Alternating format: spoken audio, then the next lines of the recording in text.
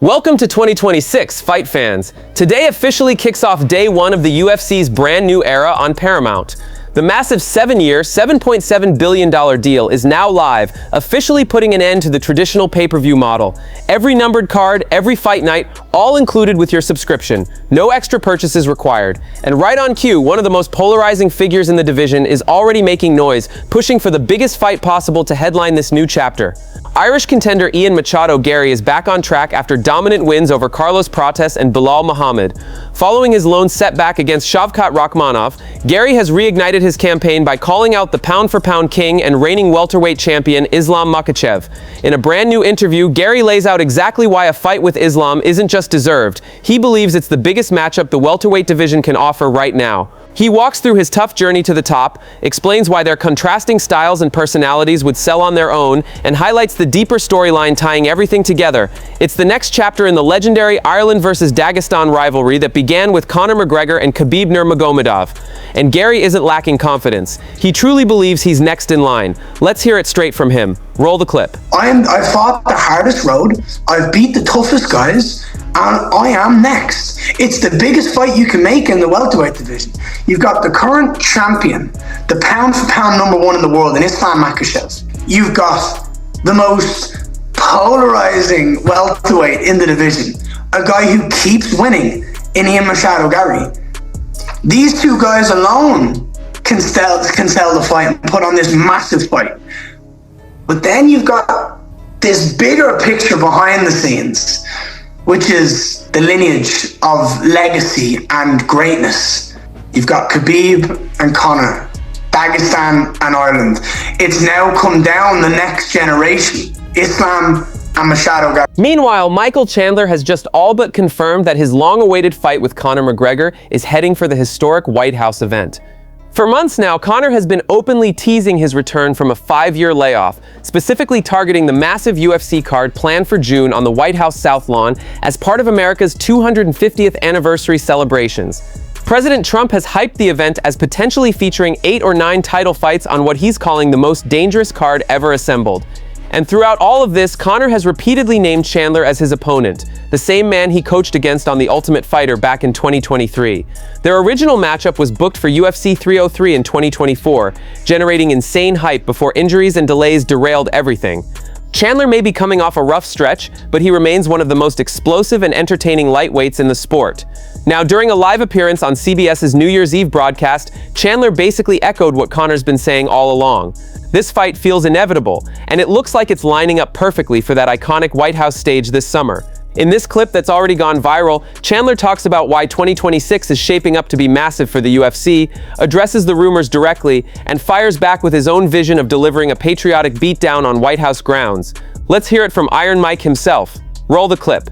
Michael, tell me what you got coming up in the New Year's. And I think I know what you got coming up in the New Year's. I will say it's going to be a big year. Number one, like you said, the UFC is now on Paramount Plus the entire year for the next multitude of years. And also, there's a rumor going around. We can't confirm nor deny, but it does sound like I might be handing Conor McGregor a good old-fashioned, passionate red, white, and blue butt whooping on the South Lawn of the White House sometime this summer. And that's the plan. Let's go. Now let's talk about one of the most unexpected storylines to kick off the new year. On New Year's Eve, UFC champion Alex Pereira and flyweight contender Tracy Cortez shocked the MMA world by officially going public with their relationship. Easily one of the most random pairings fans could have imagined. The quiet, stone-faced Brazilian champion and the outspoken, fiery Mexican-American contender. Almost immediately, the news pulled Brian Ortega back into the spotlight. Cortez is Ortega's ex, and their 2023 breakup was messy, with both sides posting cryptic messages online that hinted at betrayal and unresolved tension. Fans wasted no time creating memes, joking that Pereira had stolen T-City's girl. For Ortega, the situation hit deeper because he and Pereira were actually on good terms. The two genuinely know each other and have always been friendly. They even shared the UFC 303 card in 2024, where Ortega was forced to pull out of his fight with Diego Lopes just minutes before walkouts, while Pereira went on to knock out Jiri Prochaska in the second round. Both fighters stayed at the same hotel during fight week, crossed paths regularly, and even bonded through their shared fluency in Spanish. Ortega as a Mexican-American, and Pereira from years spent training in multicultural gyms. Publicly, there had only ever been respect between them. But just hours after the relationship news broke, Ortega posted and quickly deleted an Instagram story that raised eyebrows. Crazy how loyalty disappears when feelings get tested. We'll meet someday. That final line came off as a clear warning, and now the entire MMA community is watching closely. Ortega is coming off a tough loss to Aljamain Sterling, a result that pushed him toward a move up to lightweight. He's now booked for a rematch against a fighter he's already finished before, Renato Moicano. And speaking of Sterling, let's hear what he had to say after that fight. I know some people were like trying to discredit the win, saying like you couldn't even finish a half-dead Brian Ortega, and I'm like, which one of these guys have finished a Brian Ortega? He's got one doctor stoppage in his entire career. Shooting, like feinting and touching the leg, he didn't react at all. He was just literally waiting for me to take the single so he could look for his guillotine. I didn't take the bait. I think it's fair for some of the fans to be on both sides of the fence with me getting the next shot at Volkanovski. And Lerone Murphy had a highlight reel KO over a guy with no name in the UFC and no name in Bellator in regards to accolades. If I didn't beat Brian Ortega the way that I did, I would say it should probably be him. But now that I've beaten a guy who twice fought for the belt, gave Volkanovski a world of trouble, this guy was ranked, he's credible, he's done the work. I beat a guy who's credible and done the work. Lerone Murphy beat a guy in a spectacular fashion, but he also beat someone that you're kind of like, well, who did he beat? Finally, the light heavyweight champion Alex Pereira wasted no time responding to critics who questioned his dedication after seeing him enjoy time off, acting roles, and vacation moments at 38 years old. On New Year's Day, Pereira shut it all down by posting raw training footage straight from the gym.